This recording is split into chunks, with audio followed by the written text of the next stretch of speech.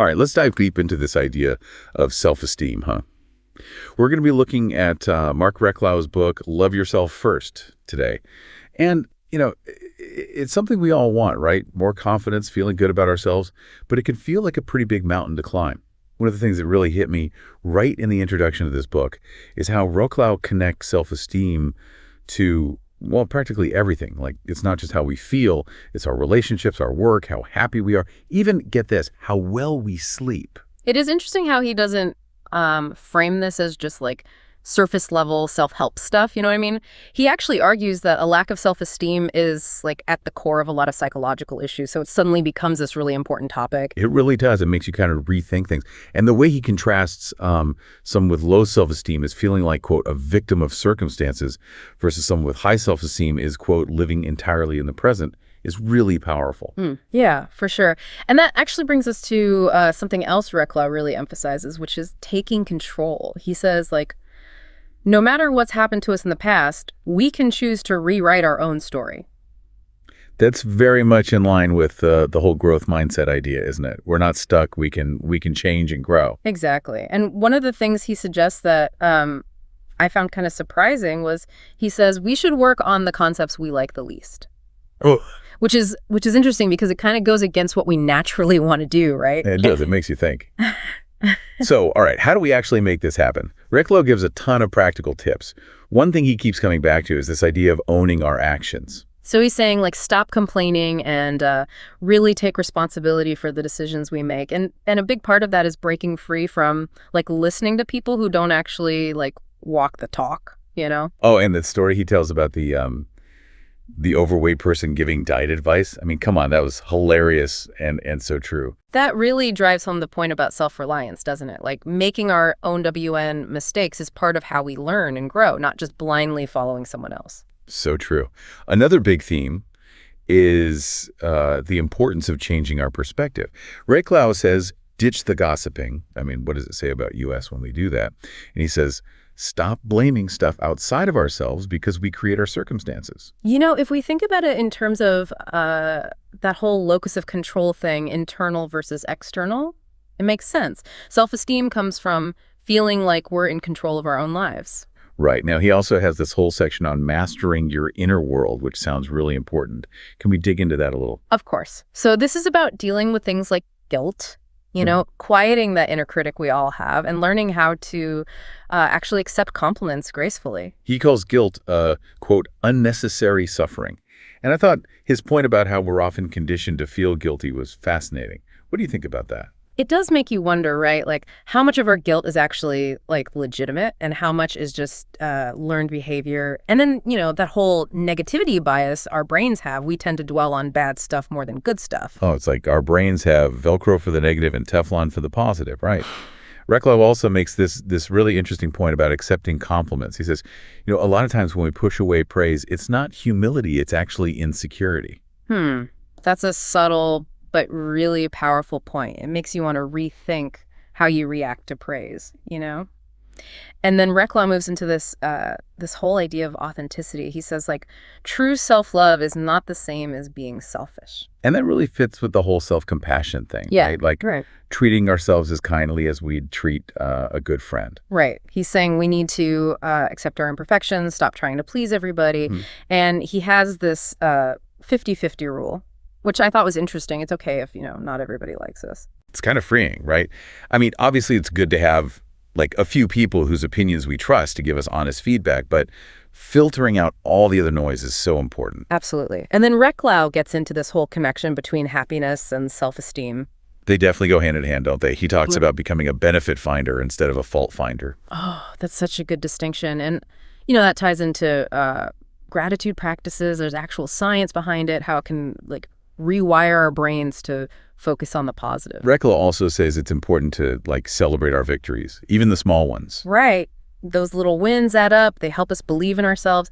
And then he moves into this whole mind-body connection thing. He's really big on this holistic approach, you know, how our self-esteem is tied to how we treat our bodies. He's a firm believer in me time, isn't he?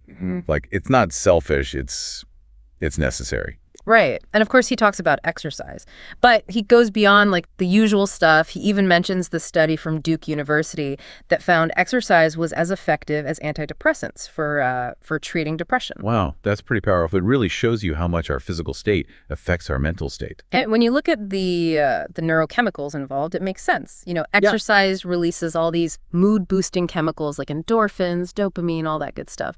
So beyond all these fundamental principles, Reklau also gets into some more advanced techniques for boosting self-esteem. He talks about affirmations, right? He gives some good examples in the book. Okay. I've heard mixed things about affirmations. Some people think they're amazing. Others think they're totally useless. What's Reklau's take? Well, he connects it to neuroplasticity, which is like the brain's ability to change based on our thoughts and actions. So like if we consistently repeat positive affirmations, we can actually create new neural pathways, and that reinforces those beliefs. That's pretty cool. And he talks about visualization, too. He even explains the science behind it, how our brains have a hard time distinguishing between what's real and what's imagined. So we can actually use visualization to help ourselves grow. Right. And he talks about the power pose research, which is a great example of how even our physical posture can affect how we feel inside. It's something people can try right away. That is fascinating, how something so simple can be so powerful. But, let's be real. We're all going to experience setbacks. Reklau doesn't shy away from that, does he? Nope. He's very clear that failure is like a lie. It's just part of the learning process. So instead of seeing it as a defeat, we should look at it as a chance to learn and grow. Exactly. And that's all about resilience, right? Our ability to bounce back from challenges is a huge part of self-esteem. Oh, and that story he tells about the employee who cost their company $1 million. Yeah. It's so memorable, and it's actually really encouraging. It shows how even when we mess up big time, there's still hope. Yeah, it's a great illustration of how we can turn even massive setbacks into valuable lessons.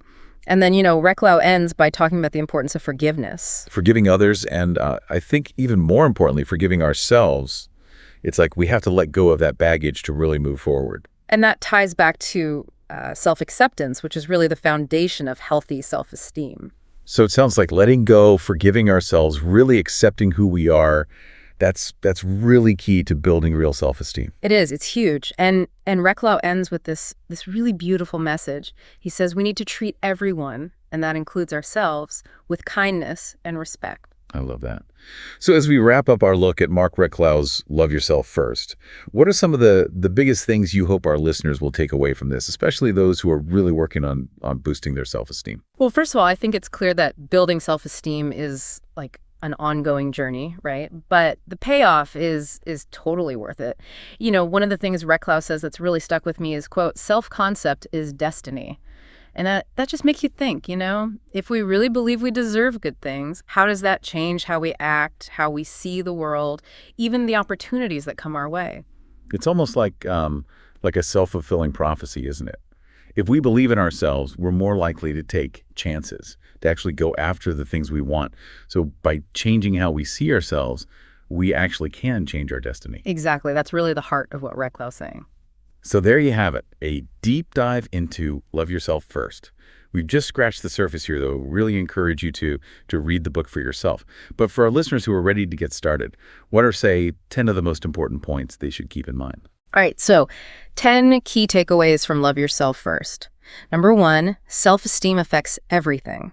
It's not just a feeling, it impacts our relationships, our work, our happiness, even our sleep.